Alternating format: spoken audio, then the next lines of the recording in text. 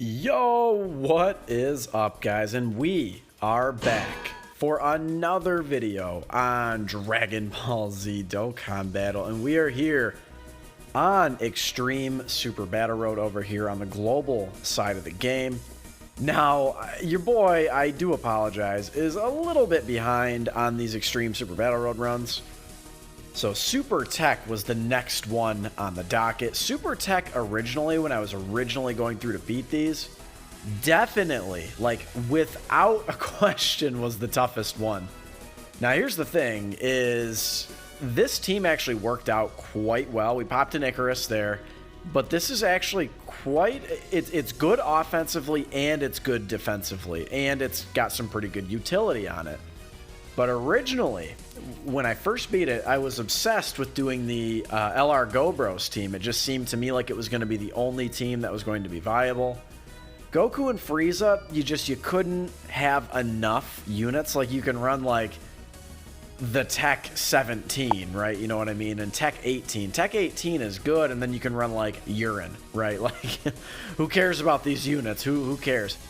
Actually, 18 is quite good. Even on Extreme Super Battle Road, dude, she can tank. Like, she's pretty good if you get her just like a moderate amount of orbs, right? She doesn't need like a zillion orbs or anything like that. But this team seems to be working out a lot better. This is a full final trump card team slash Patara, right? So this final trump card team led by Vegito, very, very, very strong. So one thing that is cool is on Extreme Super Battle Road, we're rocking almost 500k HP, which I would consider kind of a lot. So we're only on a 150% lead team, keep in mind. So about 100,000 defense there from the TEQ Vegito LR. SS4 Gogeta. So here's the thing. He's about to get mad replaced. I don't believe we have a typing yet.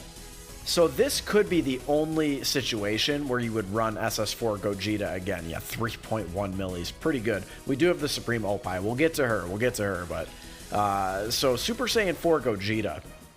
So this could potentially be, and I would imagine is going to be the only situation in which you would run him over the new one that will be coming out on JP in the month of November and coming out on Global in God knows when, right? We don't know.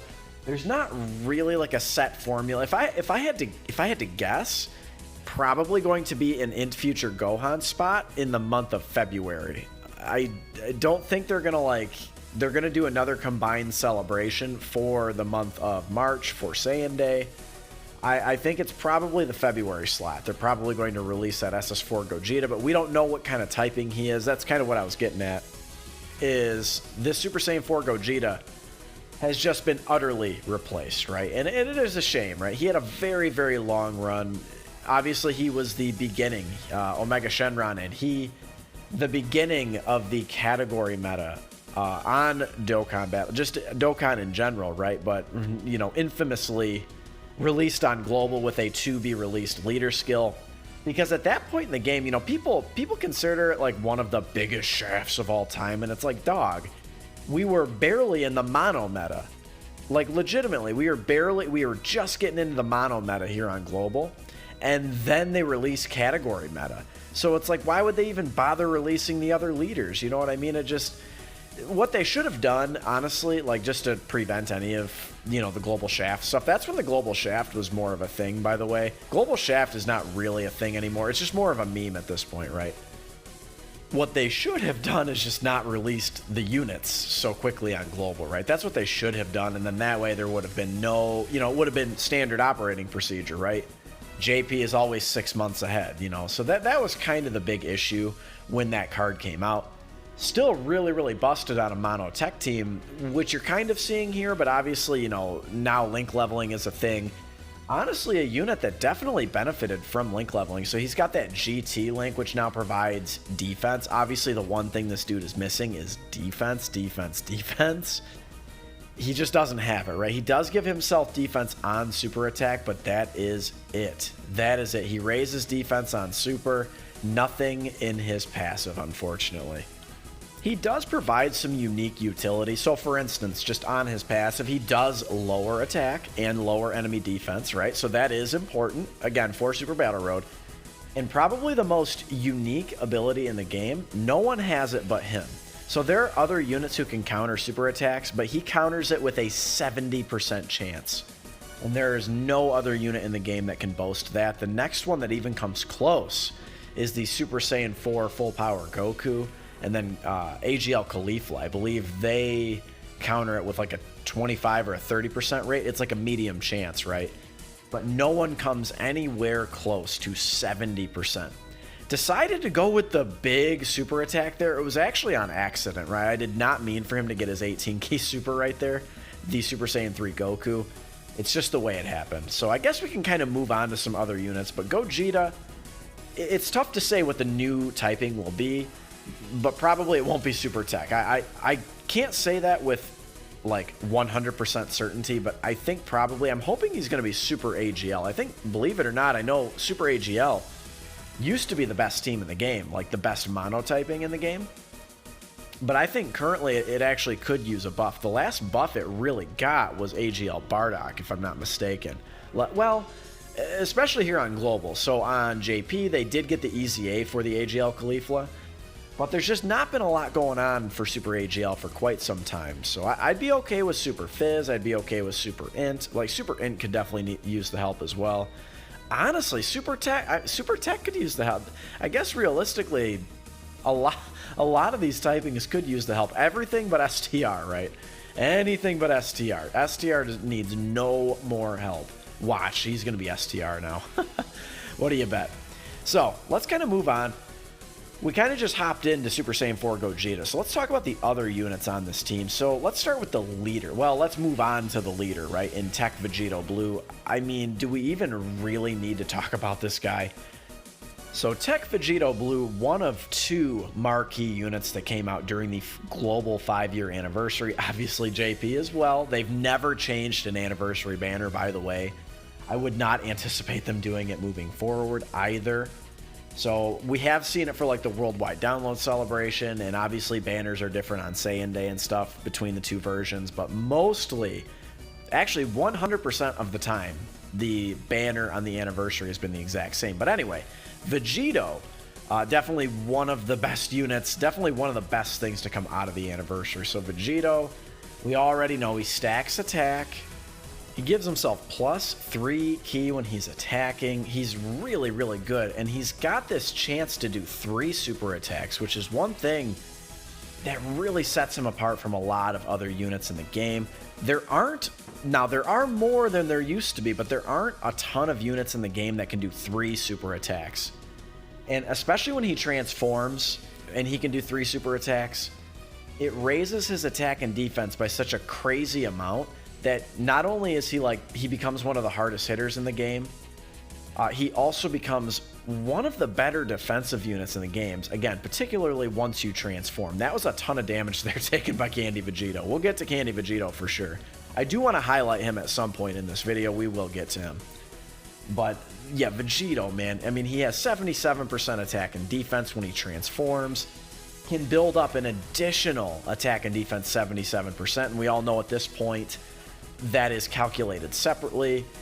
I believe it's a grand total of like 215% attack and defense or something like that. And he builds up, you know, +7 key as well. So he is an absolute just juggernaut. One of the, honestly, like still one of the top tier units in the game. Like there's no doubt about it. No doubt about it.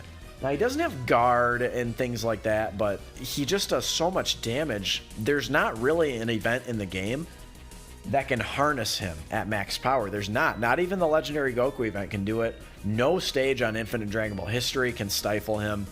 Absolutely bananas, just absolutely bananas. And honestly, his category, so final trump card, we've got some really strong units on here, and I guess we can kind of move on from Vegito, but just rest assured, with all of these new units coming out, he's still like a top 10 unit in the game. I honestly don't even think it's debatable.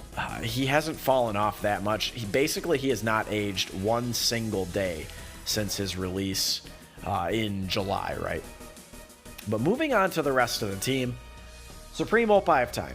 So, harkening back to Vegito Blue's leader skill, she falls under the secondary part of his leader skill, where we're talking about Patara. So she is the one unit that is just strictly Patara. She's not on final trump card on this team. So, but she is really, really good. So, number one, she massively raises defense on super attack. And when you're talking about an event where she also has guard active the whole time, that's huge. 100% on top of guard. Guard, essentially all that is it's when you have type advantage against an opponent. So in this particular case, we're up against AGL the whole entire time. So she essentially, all of these units will have guard the whole time. Massively raises her defense, provides 3 key. 3 plus 3 key. That's really big, especially for some LRs, some units that will struggle to super like this Roshi.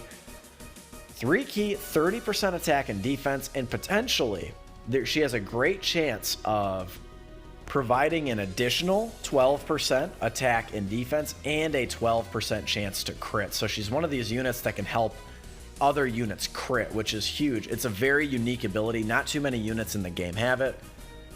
Let's see. The West Supreme Kai and she, they are the ones that come to mind that can actually help allies crit. And she is an all allies type of support unit. So that is really, really big, especially on a team like this. And again, you'll see it time and time again throughout this event that she's really, really helping out units that need it. Oh yeah, and then also she seals, which is really, really important for Super Battle Road. She was on probably on most teams. Most people who have gotten that Realm of Gods no item run, she's usually a pretty important part because she can seal, and again, massively raising her defense. She's got some pretty solid links, I would say, as well. Cold Judgment is definitely no joke at link level 10. She's got Godly Power. She's got some decent links. She is a Shattering the Limit unit, and that is okay. But she is really, really strong, guys, and I definitely think it needs to be noted that, you know, there's a reason why I brought her on here. So providing that key specifically is what makes her so valuable. So I think we can move on to the star of the show, the unit I really want to highlight here, and that is Candy Vegito. So Candy Vegito recently just got his EZA here on the global side of the game, and he is a free-to-play unit, of course, along with the Gotenks and Ghost units. So Candy Vegito, if you'll recall, came out 3 full years ago. Got his Dokkan Awakening last year, and now this year he is getting his EZA again, along with Gotenks and Ghost. This Candy Vegito, honestly, is really good. He's really, really good. So what they have done is improved his nuking passive. I believe he was sitting at, I think he was like 12% attack and defense. They raised that up to 20% attack and defense per tech key sphere.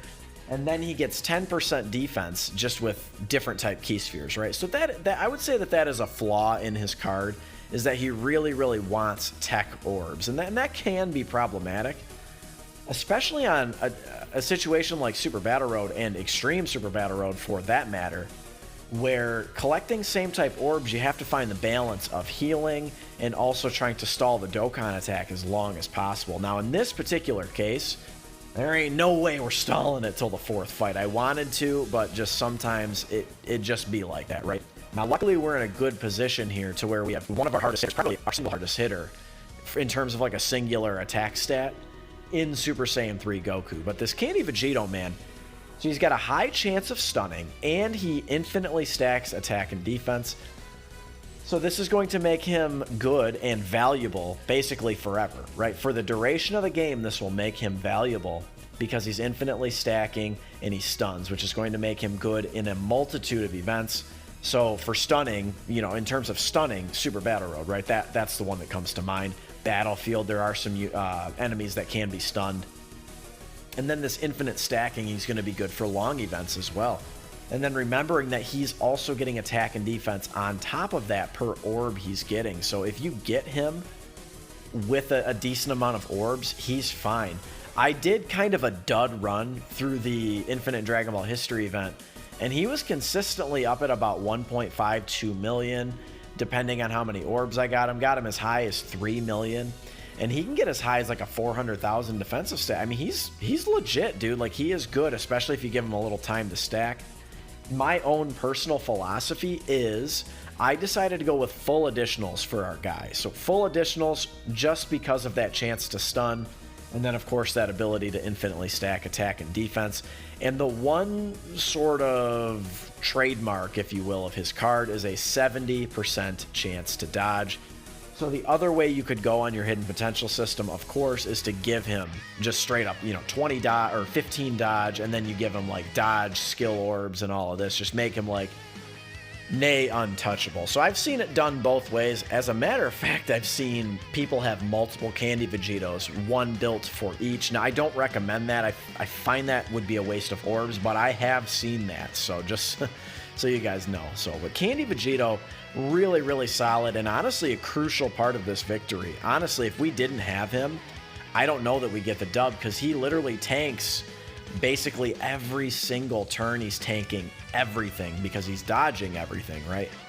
That 70% chance to dodge, man, you know that sometimes it can be famine where you're not getting any.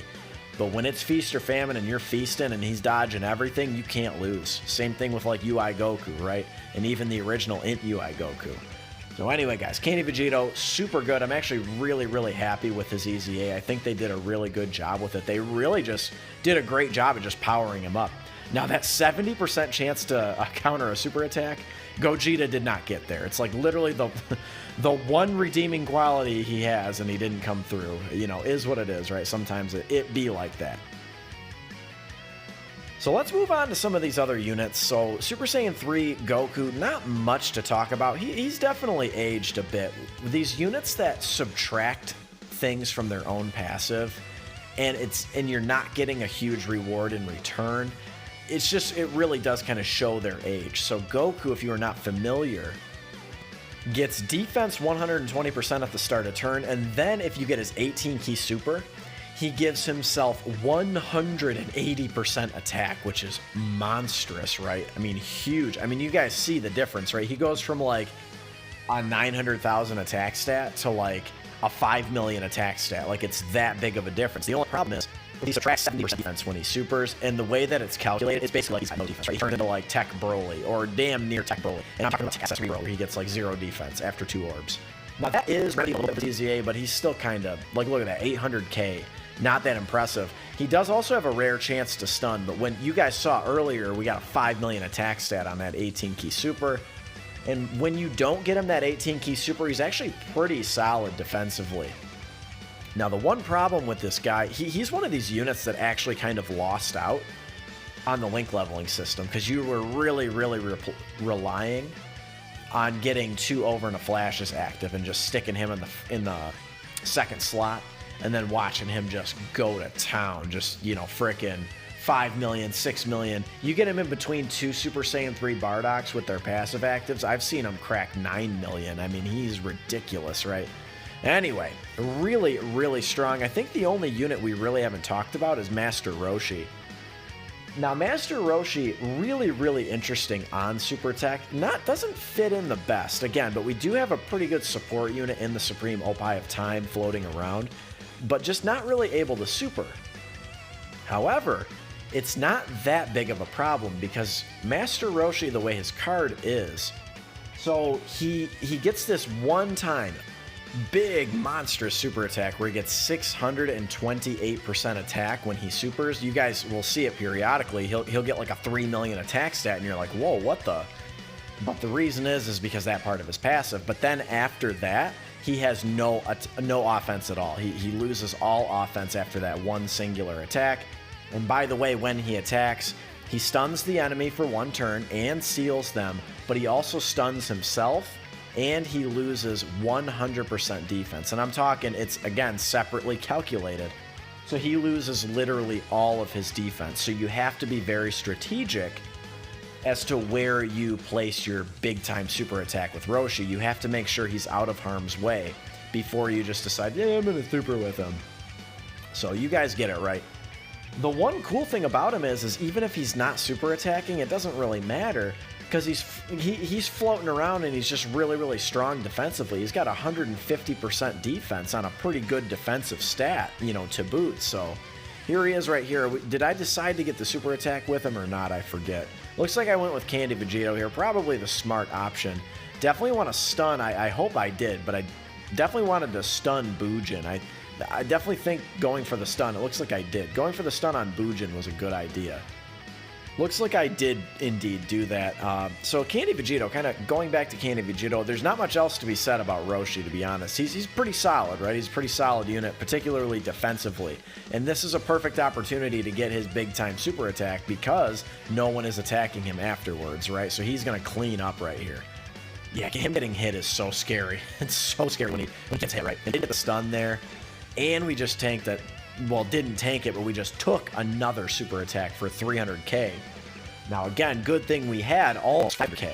And then here we go. We're going to get, I think this might be a double transformation. We are going to wrap up the video here. If you guys could not tell at this point, we do indeed get the W. It was kind of scary because I kind of just went for broke with all of my items. So using all of your items before like the last turn is really, really scary. But we ended up getting incredibly lucky with where he was attacking. If he was attacking in that first slot, let's just say he was attacking more than once, I think we would have died, and all of this effort would have been for nothing.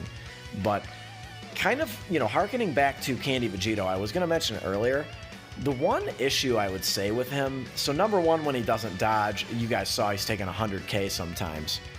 He doesn't change orbs, which is kind of an issue for him because he needs tech type orbs.